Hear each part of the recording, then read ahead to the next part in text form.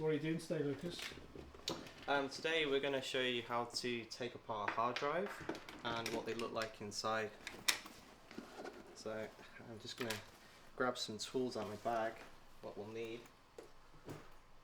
Okay, so we're going to start off by putting some rubber gloves on. Now I should say before we do anything that don't actually do this on any drives that you care about. I'm doing this in our workshop in the office and not in a clean room.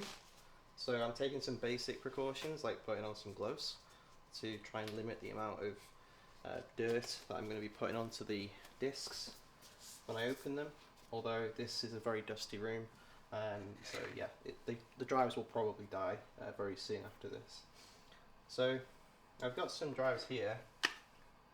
So I've got 2.5 inch drive and a 3.5 inch drive. One thing to say as well with the 2.5 inch form factor is that SSDs are all 2.5 inch form factors, which I've got in my hand here as well, which I've opened up as well, so it looks a bit messy. So I guess I'll start off then by just referring back to a lesson which I did on the screen here. So I think this is back in week 4, yeah, week 4 part 2. I talked about the different storage interfaces and storage mediums, and at one point it does say about doing a demo,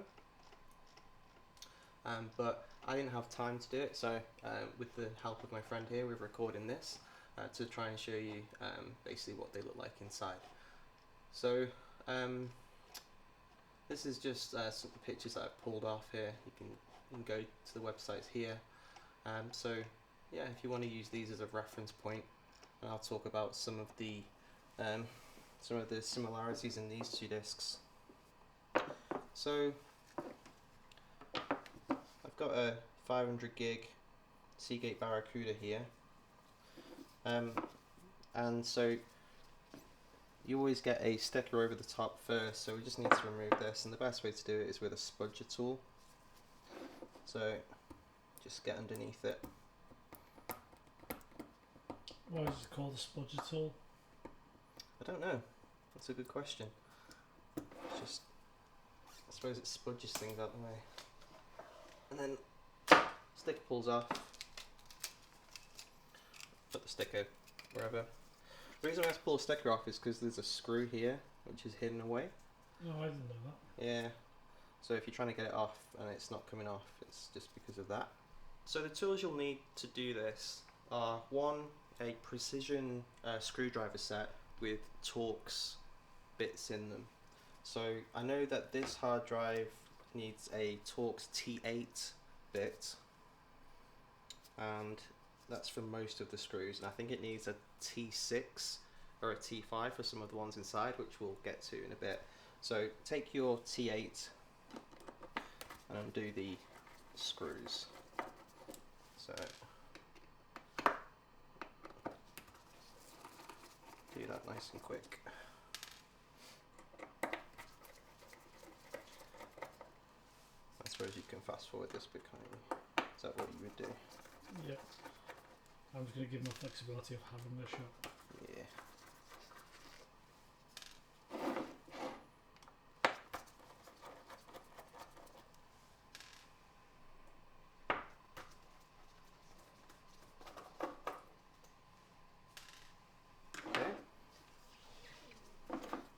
The next thing we need to do is to pry open the case. So I've got a little multi-tool here with just a flat bit. So I'll just take out this little ruler thing and just start off by... Or just show me that so I can't see it as you run.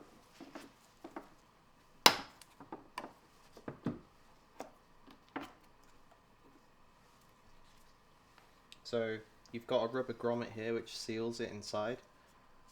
Sometimes these are filled with certain gases to help it to rotate high speeds. So here's the platter.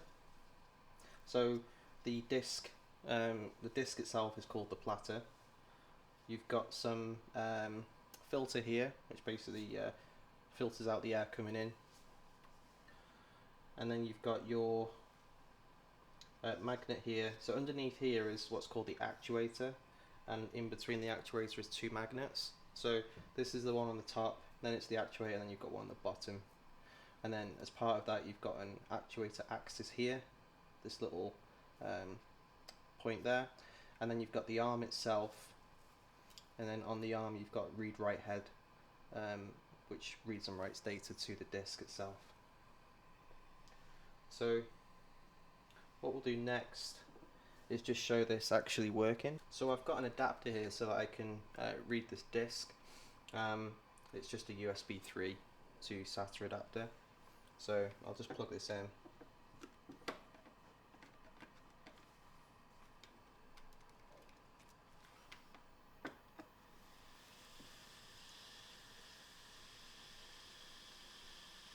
And you can see it's detected here.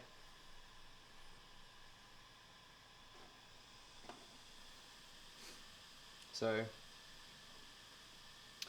to show you, if I just safely remove it.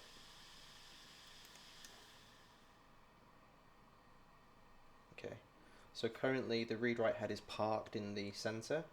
On a lot of disks you'll have a little parking area here, and basically it's just where the heads sit when the disk isn't doing anything.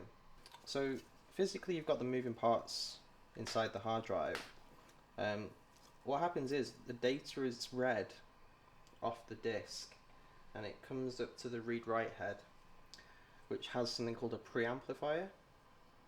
The preamplifier has a little chip on it, and it basically amplifies the signal because it's very low frequency when it comes off the disk, and it passes it through this ribbon cable through to the PCB, and the logic is all built into the PCB to actually understand what's being read. Again, it's a T8 head for the PCB.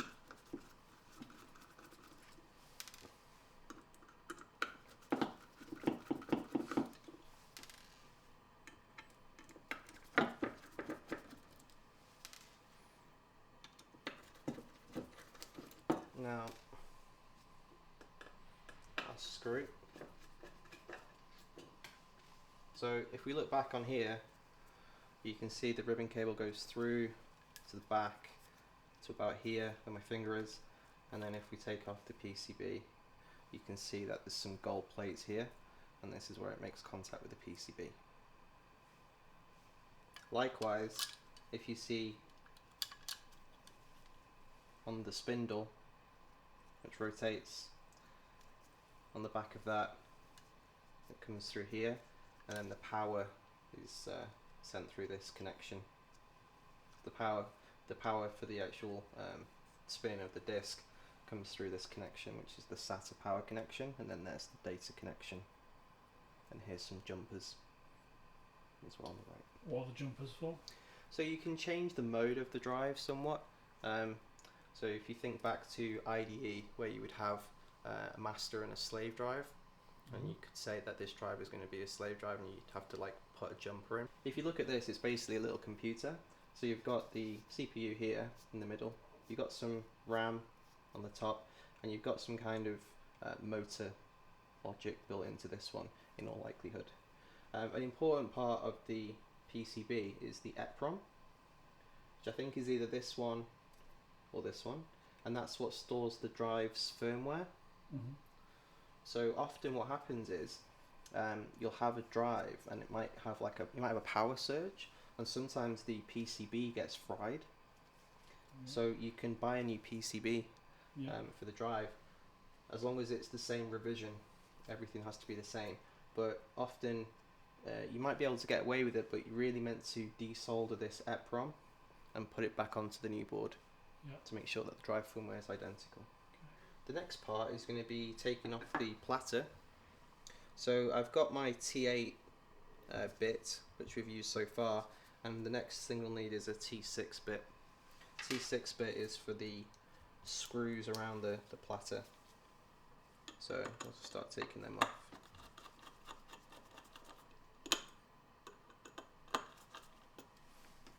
Just chuck them over there.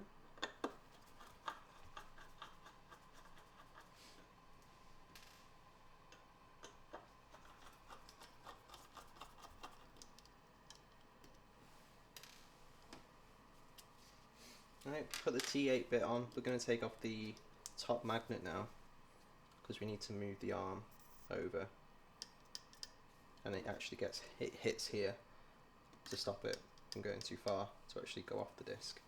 So this is where we take the magnet off.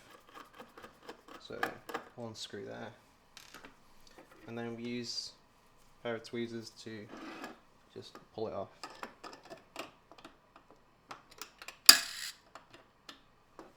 Okay, so that's one. The second magnet is just behind it here.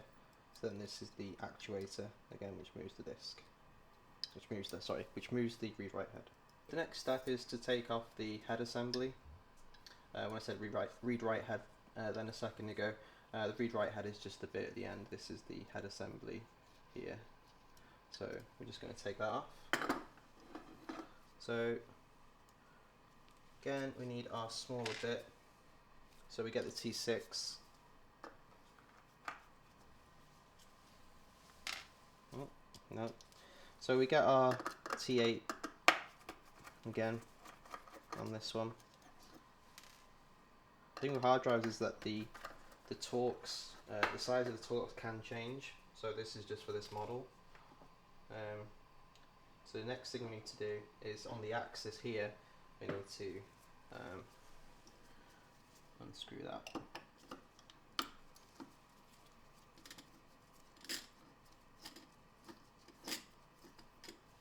Okay. Oops, a bit more.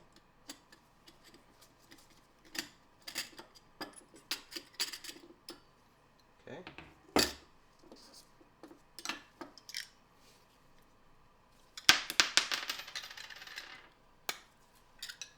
Alright, so that comes off.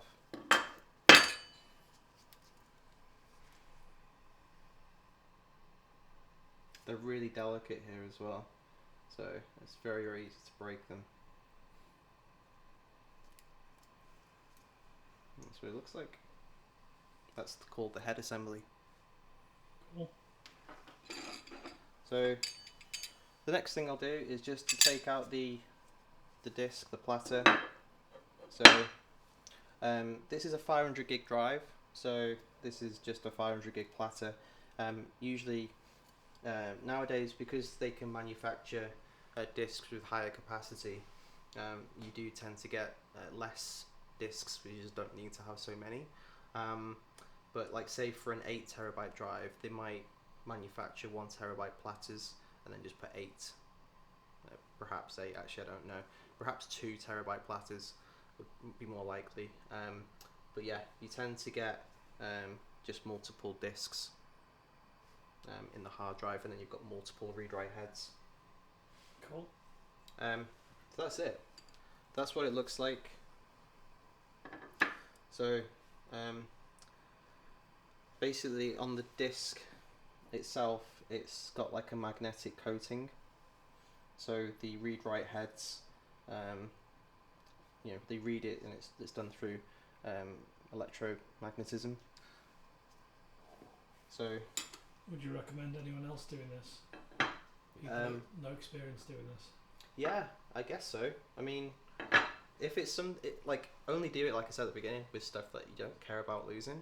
Yeah. So this is just a disc that we're going to destroy. Oh, so that's the warning, as long as you don't care about it. Yeah, as long as you don't care about it. Cool. So the last thing I wanted to do was to show you the differences between the hard drive and the SSD. So as you can see, there's a lot of moving parts there with the hard drive. With the SSD, there's no moving parts to it at all.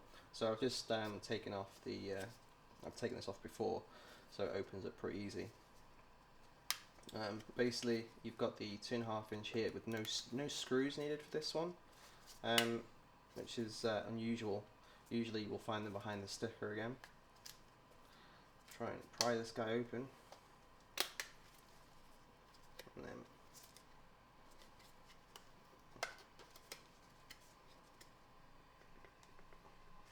harder than it looks. Okay, so you'll have a screw holding this in place as well, but again I've taken it all apart before. So with this one,